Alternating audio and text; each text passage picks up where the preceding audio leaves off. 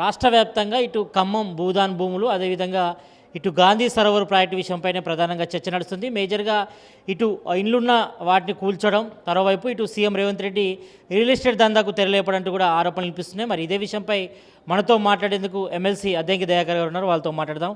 అన్న, మేజర్గా ఇటు ఖమ్మం భూదాన్ భూములకు సంబంధించి కూడా మరి అక్కడ ఇల్లు నిర్మించుకున్నారు, వాళ్ళని కూడా కూలగొట్టారు. ఇటు బాధితులకు ఏ రకమైన న్యాయం చేస్తారు మీరు? మరి ఈ విషయంపై కూడా మరి గతంలో 2023లోనే బీఆర్ఎస్ గవర్నమెంట్ ఆ భూములు ఇచ్చింది. మరి అందులో కొంతమంది ఎవరైతే భూములు ఇచ్చిన వారో మరి వాళ్ళని అరెస్ట్ చేయకుండా, వాళ్ళ నుంచి భూములు ఇప్పేయకుండా పేదవారి ఇల్లు కూర్చోడం ఎంతవరకు రైట్ అంటారు? అక్కడ జరిగిన సంఘటన మీద వాస్తవ రిపోర్టు మీకు ఆ జిల్లా సంబంధించిన మంత్రి గారు చెప్పడం కూడా జరిగింది. వాస్తవ బాధితులకి ఎప్పటికీ నష్టం జరగదు, అది ప్రభుత్వం చూసుకుంటుంది. అక్కడ జరిగిన పూర్వపరాల విషయంలో తొందరలోనే మీకు ఒక నివేదిక వస్తుంది. దాన్ని బట్టి మేము మీకు ఆ వివరాలన్నీ కూడా చెప్పే ప్రయత్నం చేస్తాం. ఎందుకంటే కొంతమంది చేస్తున్న దుష్ప్రచారం వెనుక ఉన్న ఉద్దేశం కూడా మనకు తెలుసు. కాబట్టి జరిగిన కొంత సంఘటన దగ్గర పూర్తి రాజకీయ కోణాన్ని పక్కన పెట్టి ప్రభుత్వంగా చేసే ప్రయత్నం కూడా చేస్తుంది. ఆ సమస్య తొందరలోనే పరిష్కారం అవుతుంది. కానీ అక్కడ మంత్రి తుమ్మల కొడుక్కి మెయిల్ చేయడం కోసమే ఆ భూమి లాక్కునే ప్రయత్నం రాష్ట్ర గవర్నమెంట్ చేస్తుందనే ఆరోపణలు వినిపిస్తున్నాయి. ఇప్పుడు ఒక్కాడ చేస్తే ముఖ్యమంత్రి గారి బామ్మారిది కానీ, ముఖ్యమంత్రి గారి తమ ఇంకొకాడ చేస్తారా మంత్రి కానీ, ఇంకొకాడ చేస్తా ఎమ్మెల్యే కానీ చెప్పు, ఎక్కడ కూడా ప్రజా ప్రయోజనం మేరకే ఉంటుంది. ప్రత్యేకించి కొన్ని కాంట్రవర్సీ ఇష్యూస్లో ప్రభుత్వం పారదర్శకంగా ఉంటుంది. అట్లని చెప్పి నేనేమంటున్నానంటే, పేదలకైనా పీడితులకైనా ప్రభుత్వం భూముల్లో కానీ, ప్రభుత్వం సంబంధించిన వ్యవస్థల్లో కానీ ఎవరైనా ఉంటే వాటికి సంబంధించి మేము వాటిని ఖాళీ చేయించేటప్పుడు ప్రత్యామ్నాయ మార్గాలు చూపించినాకనే అక్కడి నుంచి లేపే ప్రయత్నం చేస్తాం. ఏదైనా ఏ ప్రాజెక్ట్ అయినా సరే బీఆర్ఎస్ మాదిరిగా అర్రాస్కు పెట్టి కొనుగోలు చేసేటట్టు చేయదు. ఇప్పుడు మీరు అన్నారు కదా, గాంధీ సరోవర్ ప్రాజెక్టు విషయంలో కూడా ప్రాజెక్టు ఉన్న ప్రాంతం టూరిజం ల్యాండ్ ఉన్నది, సఫిషియంట్ ల్యాండ్ ఉన్నది, మాకు అవసరమే లేదు. కానీ అక్కడ కడుతున్నట్టుగా అది నది గర్భంలో ఉంటుంది, బఫర్ జోన్లో ఉంటుంది. నది గర్భం కాదు, మా నది తీర ప్రాంతంలో ఉంటుంది. తీర ప్రాంతంలో ఉండే భూమికి సంబంధించిన అంశంలో మున్సిపల్ చట్టాలు ఏముంటే అవి అనుసరించి వాళ్ళకి కంపెన్సేషన్ కూడా ఇస్తారు, అవసరమైతే దాన్ని ప్రత్యామ్నాయ మార్గాలు చూస్తారు. కానీ దానికి ముడిపెట్టి చేసే ప్రయత్నం అర్థమవుతున్నది కదా. కాబట్టి ఇలాంటి వాటిని మీరు బ్యాడ్ ప్రచారాలు నమ్మకండి. పేదలకు అన్యాయం చేసేదో, పేదలకు నష్టం చేసేదో ప్రభుత్వం చేయదు, రేవంత్ రెడ్డి గారు చేయరు. ఖమ్మం భూదానికి సంబంధించి అక్కడ భూములలో కూడా ఇల్లు కట్టుకున్నారు.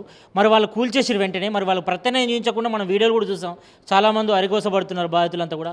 వాళ్ళకి ప్రత్యామ్నాయం చూపించకుండా ఎందుకు కూలగొట్టారు అక్కడ ఇళ్ళని? ఎవరైతే నియామక పత్రాలు ఉంటే వాళ్ళకి కంపెన్సేషన్ వస్తుంది, చట్ట ప్రకారం వస్తుంది. నువ్వు నేనేదో దానం చేసేది కాదు అది.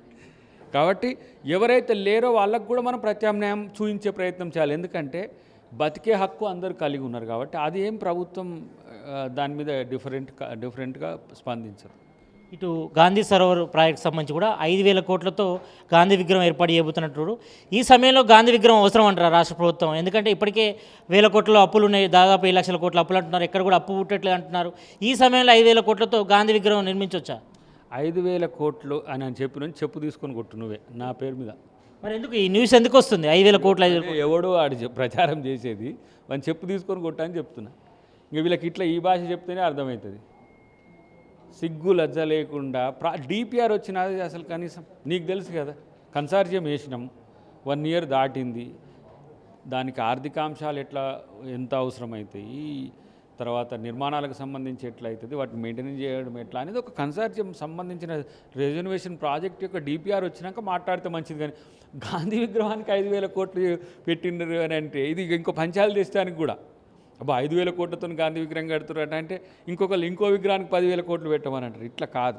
దాని ప్రాజెక్ట్ సంబంధించిన పూర్తి డీటెయిల్స్ వచ్చినాక దాని మీద మాట్లాడుకోవచ్చు. కాబట్టి ఇలాంటి అబద్ధాలు చెప్పే దగులుబాజీలు నమ్మకండి. కానీ ఇంటర్నల్ సంబంధించి మీటింగ్ వ్యవహారాలన్నీ కూడా ఎందుకు లీక్ అవుతున్నాయి అంటే మీ దాంట్లోనే ఎవరైనా కోవట్లు ఉన్నారా? కాంగ్రెస్లోనే మొత్తం ఏ మీటింగ్ జరిగినా కూడా సీఎం రేవంత్ రెడ్డి ఏదైనా డిసిజన్ తీసుకున్నా కానీ ఇంటర్నల్గా జరిగే ఇష్యూస్ అన్నీ కూడా బీఆర్ఎస్ నేతలకు ఎందుకు లీక్ అవుతున్నాయి? మీ దాంట్లో కోవట్లు ఉన్నారా? కాంగ్రెస్ పార్టీలో చర్చిస్తున్నామంటే ప్రజలతో చర్చిస్తున్నట్టే, ఇంకా గీకులు ఏమి ఉండవు. కాంగ్రెస్ పార్టీ చేసేది ఓపెన్గా ఉంటుంది, సీక్రెట్గా బీఆర్ఎస్ మాదిరిగా బీజేపీ మాదిరిగా పిడుగుపడ్డట్టుగా ఉండదు. కాబట్టి లీకులు అనే దానికంటే కూడా చర్చ ఎప్పుడు కూడా ప్రజలకు తెలిసి జరిగితే ఇంకా మంచిది కదా. అబద్ధాలు ఆడాల్సిన అవసరం లేదు, గోప్యత పెంచాల్సిన అవసరం లేదు. ప్రభుత్వానికి చేసేది మంచి అయినప్పుడు దాని విషయంలో మనం రాజీ పడాల్సిన అవసరం. ఈ లంగరోజులు కూడా కొన్ని ఫ్లాట్లు మధు హై రీచ్ సంబంధించి కూడా ఆ ఫ్లాట్లో దాదాపు 450 మంది ఉంటారు. మరి వాళ్ళందరికీ కూడా నోటీసులు వెళ్ళే అంటున్నారు. అది కూలగొడతామని కూడా నోటీస్ ఇచ్చినట్టు ఉన్నారు. మరి గతంలో ఎప్పుడు లేనంతగా అంటే దాదాపు 20 సంవత్సరాల చుట్టూ అందులో ఎక్కువ ఎక్స్ సర్వీస్ మ్యాన్స్ ఉన్నారు, అందరూ ఉన్నారు. వాళ్ళ ఇల్లు కూలగొట్టే ప్రయత్నం రాష్ట్ర ప్రభుత్వం చేస్తుంది. వాళ్ళకి సంబంధించిన బయటస్ కూడా బయటకు వచ్చినాయి. దీనికి సంబంధించి వాళ్ళకు లీగల్ రైట్స్ ఉంటే వాళ్ళకు సరైన న్యాయమే జరుగుతుంది. వాళ్ళు ఏమి బాధపడాల్సిన అవసరం ఉండదు. ఒకవేళ ఇప్పుడు ఆ ఎక్స్పాన్షన్కి సంబంధించి లీగల్ రైట్స్ వీళ్ళకున్నా వాటిని తీసివేయాల్సి వస్తే ఎంత నష్టపోతారో అంతకు 3 లాభం జరుగుతుంది అనే విషయాన్ని వాళ్ళకి చెప్పండి. కాబట్టి వీళ్ళు చెప్పినట్టుగా ఇప్పుడు మళ్ళీ వీడియోలు చూస్తున్నాం కదా, వాళ్ళు చెప్పమంటే చెప్పినాం సార్, వాళ్ళు ఏదో పేరు లేని ఇప్పుడు మన ఆర్టీవీ అంటే ఆర్ అని ఉంటుంది, ఇట్లా అట్లా లేని వాళ్ళు అందరూ వచ్చి చెప్పి ఎవరికో చెప్తుంటే ఇట్లా చెప్పురి అని అంటే చెప్పినామని కూడా చెప్తున్నారు వాళ్ళు. కాబట్టి అట్లాంటి వాటిని నమ్మకండి, వదంతులు నమ్మకండి, నేరుగా ప్రభుత్వ అధికారులను సంప్రదించండి. ఇటు శారదాపీఠం భూములకు సంబంధించి మరి రాష్ట్ర ప్రభుత్వం రాకునే ప్రయత్నం చేస్తుంది. మరి ఇందులో సీఎం రేవంత్ రెడ్డి అల్లుడికి కట్టబెట్టేందుకే ఈ ప్రయత్నం చేస్తున్నారు. రియల్ ఎస్టేట్ దందాకు తెరలేపుతారంటూ కూడా హరీష్ రావు కామెంట్ చేస్తుంది.